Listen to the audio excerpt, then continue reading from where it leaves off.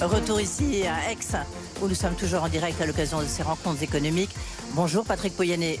Bonjour Edwige. Merci d'être là, le patron, président, directeur général de Total Énergie, bien sûr. Beaucoup de questions à vous poser, parce qu'avec vous, il y a toujours cet environnement géopolitique que vous connaissez très bien, que vous affrontez aussi très bien.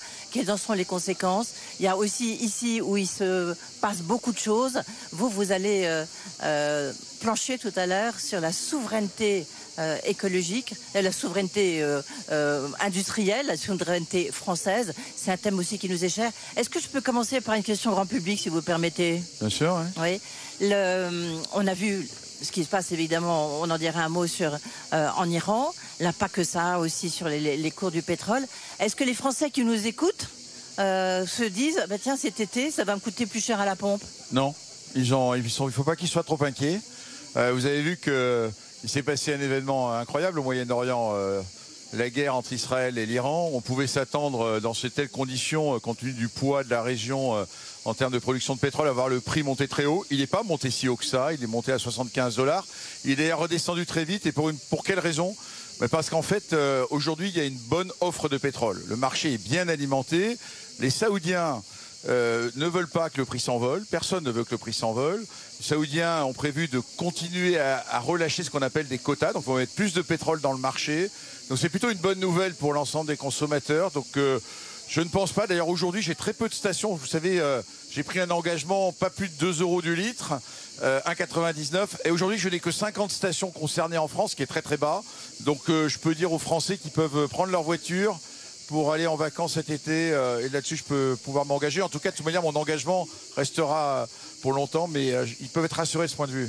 Alors, on va rester un instant avant de parler de la souveraineté industrielle européenne et française, mais l'impact de ce qui se passe actuellement au Moyen-Orient à long terme sur votre industrie, est-ce que ça va forcément bouleverser la donne, non? Parce que non, si ce qui se passe, c'est fondamentalement de rendre cette région du monde plus stable, c'est bien pour notre industrie. Vous savez, on produit à peu près dans cette zone du monde 20-25% du pétrole. Pareil pour le gaz naturel liquéfié, le Qatar. Donc tout ce qui va dans le sens d'une stabilisation de la région. Bon, pour l'instant, il y a des secousses. Mais par exemple, si on arrive à réaligner l'Iran et à le rendre un État, je dirais, moins terroriste et plus aligné, c'est plutôt bon pour la stabilité. Donc de ce point de vue-là, oui, bien sûr, aujourd'hui, ma problématique à moi, immédiatement, c'est la sécurité de mes équipes, oui, qui sont un peu partout dans cette région, bien évidemment. Mais je dirais, il n'y a pas non plus, on voit qu'il y a eu une grave crise, et pour l'instant, les diverses parties prenantes semblent vouloir calmer un peu le jeu. Est-ce que la diplomatie de l'énergie, en fait, est en train de prendre le pas sur la diplomatie géopolitique? Je m'explique. On a bien vu en fait que l'Iran, un des points importants, et c'est pour ça que la Chine ne s'est pas du tout engagée dans ce conflit, c'est que l'Iran, en fait, fournit beaucoup à la Chine. On a vu aussi que la Russie fournit beaucoup à la Chine. Tout ce que vous avez arrêté de produire là-bas, Total Énergie, ça part en grande partie en Chine. Est-ce qu'il y a une espèce de plaque tectonique qui s'est créée avec ces conflits géopolitiques? Non, mais je pense qu'en géopolitique, il y a eu 2 événements majeurs depuis 20 ans qu'il faut comprendre. Le premier, c'est que les Américains sont devenus indépendants. Les Américains importaient du pétrole, importaient du gaz. Grâce à des révolutions du pétrole, du gaz de schiste, aujourd'hui, l'Amérique est le premier producteur de pétrole au monde, exporte du pétrole, n'a plus besoin du Moyen-Orient pour son approvisionnement. Et à l'inverse, ceux qui ont besoin, les marchés pétroliers, ceux qui demandent de pétrole, c'est l'Asie, c'est la Chine, c'est l'Inde. Et donc les pays du Moyen-Orient, pas seulement l'Iran, pas seulement la Russie, les pays producteurs regardent à l'Est. Ils regardent là, donc moins d'Amérique quelque part, moins. Et l'Amérique, là quelque part, il faut comprendre, si on a le sentiment de moindre multilatéralisme, moins d'engagement dans cette région-là, c'est parce que quelque part, ils n'en ont pas besoin. Par contre, le Moyen-Orient a besoin de la Chine et de l'Inde. Et ça, c'est la recomposition du monde autour de l'énergie. C'est là que les sources d'énergie, elles vont vers l'Est. Oui. Et ça, c'est majeur pour nous, d'ailleurs, Européens, qui sont en dehors de ce jeu-là, parce que nous, on importe l'énergie. Bien sûr. Mais en même temps, ce qui se passe, c'est majeur pour vous, pour Total Énergie, parce qu'on a le sentiment qu'il y a un peu un retour en grâce des énergies fossiles, notamment grâce à Donald Trump, le président américain. Est-ce que pour vous, vous dites, oui, actuellement, on est dans un climat qui nous est plutôt favorable, de nouveau, malgré... Non, mais je pense que tout le débat, je veux dire, ce débat sur l'énergie, c'est un débat sérieux. on sait qu'il faut faire la transition, mais si on est sérieux, on sait qu'elle prendra du temps. L'énergie d'aujourd'hui que vous utilisez, vous, là, tous les gens qui sont à Aix, ils sont venus avec des énergies fossiles, qu'on le veuille ou non. Le vrai débat, ce qui domine en ce moment le débat de l'énergie, il y a la décarbonation, mais c'est surtout le prix de l'énergie. Parce que c'est un bien essentiel. Et on le voit en France, tout le débat français, il tourne au fin. Est-ce qu'on est capable de produire l'électricité qui soit pas chère? Est-ce que première question que vous me posez, est-ce que vous allez donner de l'essence pas chère aux Français cet été? C'est ça le cœur de l'affaire. Alors oui, aujourd'hui, les énergies fossiles, on en a besoin. On sait qu'on va devoir faire une transition. D'ailleurs, mon entreprise, Total Energy, nous sommes engagés et notre stratégie qui a été établie depuis maintenant 2020, elle ne change pas. Je continuerai à investir près de 30% de mes investissements dans les énergies bas carbone pour faire l'électricité à base d'énergie renouvelable, parce que l'énergie, c'est du moyen long terme. Donc moi, je ne dépends pas, la stratégie d'une entreprise comme Total Energy ne dépend pas des humeurs d'un président ou du court terme. En même temps, je m'en souviens, à Davos, vous lui avez posé la question en disant quelle était la nécessité de relancer les investissements justement dans l'énergie fossile. Il vous avait dit, bah oui, moi je vais le faire, et vous le faites un peu aux États-Unis. Mais bien sûr que je le fais, mais je ne le fais pas que, je le fais partout dans le monde. Aux États-Unis, oui. Aux États-Unis, on est producteurs de gaz d'ailleurs. Mais pourquoi nous le sommes? Parce que c'est aussi notre mission d'assurer la sécurité de l'approvisionnement de l'Europe. Nous sommes le plus gros exportateur de gaz naturel liquéfié américain et le plus gros importateur en Europe. Donc quand on parle de sécurité des approvisionnements en Europe pour le gaz, il se trouve que c'est notre entreprise Total Energy qui sommes l'acteur principal. Mais je le fais dans les deux sens. Il se trouve qu'aux États-Unis, c'est là qu'on trouve les ressources de gaz les moins chères au monde. Donc on le fait parce que notre mission, c'est d'apporter du gaz qui soit le plus abordable possible à nos clients, notamment en Europe. Patrick Pouyanné, vous suivez quand même ce qui se passe en France, je sais de très très près. Il y a cette fameuse, toutes ces discussions, ce débat autour du projet de loi sur l'énergie. Avec, on en parlait à l'instant avec Michel Barnier, les positions des uns des autres. Est-ce qu'il faut le moratoire sur les énergies renouvelables?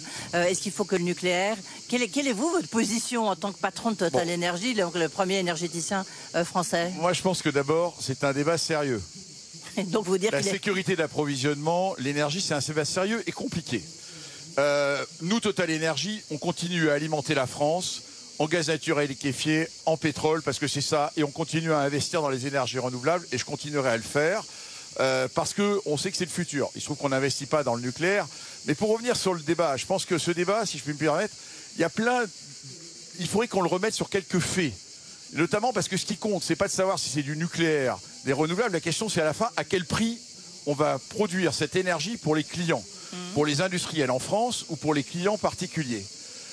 Le débat, il est un parti faux. Il est clair que le nucléaire historique est pas cher parce qu'on a amorti ces centrales depuis 40 ans et que si on les entend depuis 20 ans de plus, c'est bien pour tout le monde. Premier point. Mais les nouvelles centrales nucléaires, elles seront plus chères. Il faudrait quand même qu'on mette quelques chiffres dans le débat. Moi, j'ai en tête, je ne suis pas l'expert, vous pourriez poser la question à Bernard Fontana, j'ai plutôt en tête 100 à 120 euros du mégawattheure que les 40 dont on parle. Par ailleurs, la même chose sur les énergies renouvelables. Là aussi, tout le monde, on ne dit pas la vérité. Bien sûr qu'elles sont un coût marginal faible. Mais vous comprenez, quand on construit de l'éolien, quand il n'y a plus de vent, il n'y a plus d'électricité. Et donc, ce qu'on a découvert, puisqu'on investit là-dedans, c'est que quand je construis 1 gigawatt d'éolien, il faut aussi que j'ai un système de secours, qui sont des centrales à gaz, pour ce qui nous concerne, pour se substituer au vent. Et donc, si on veut faire le vrai calcul de l'énergie renouvelable, c'est pas simplement le coût marginal, comme tout le monde veut le dire.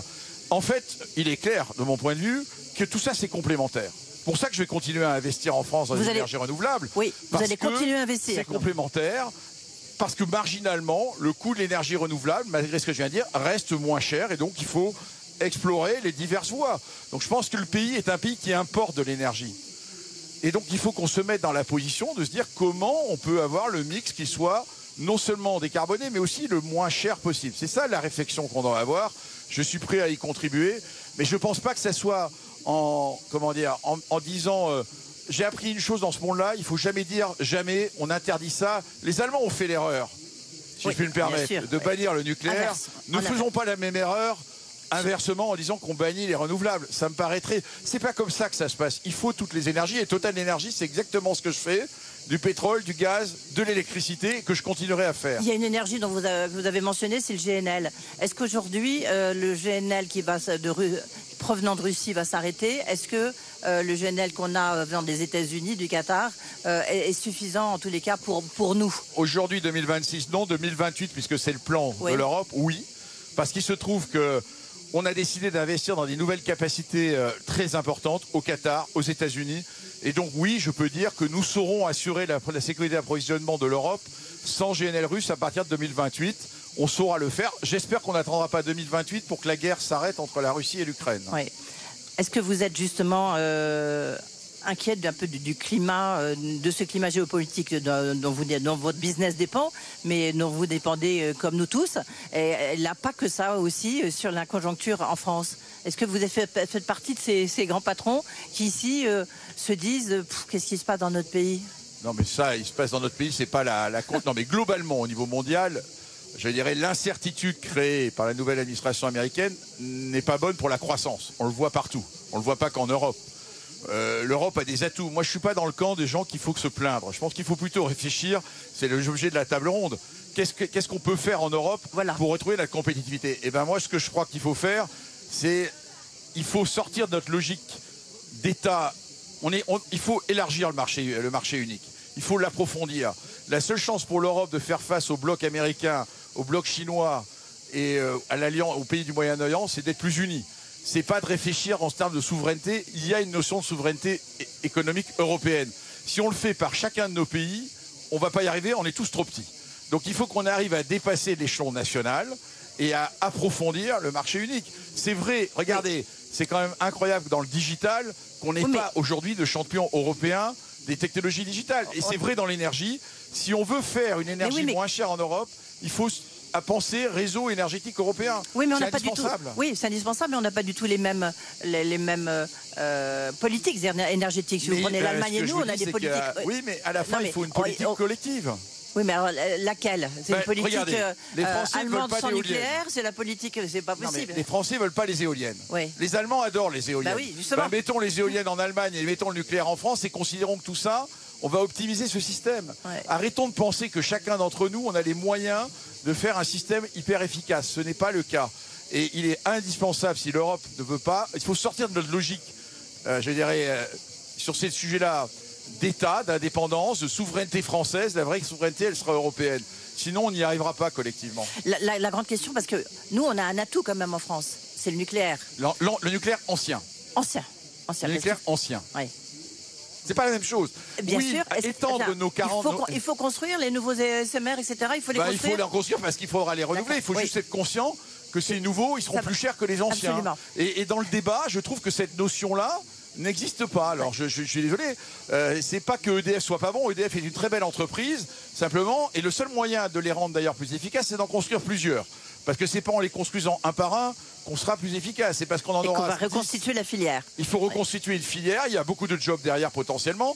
J'entendais Bernard Fontana dire qu'il fallait qu'il recrute 100 000 personnes dans les 10 ans pour relancer la filière. Très bien, reconstruisons cela.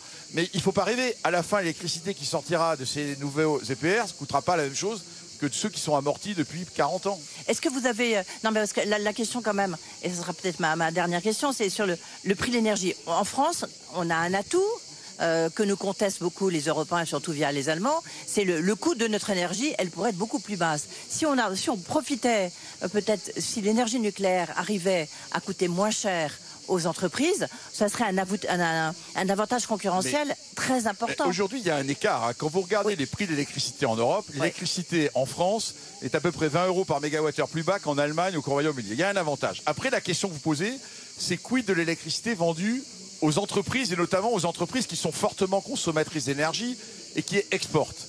Là, je veux dire, il faut effectivement... Et c'est des politiques de l'État, ça, comme je l'ai dit récemment au Sénat.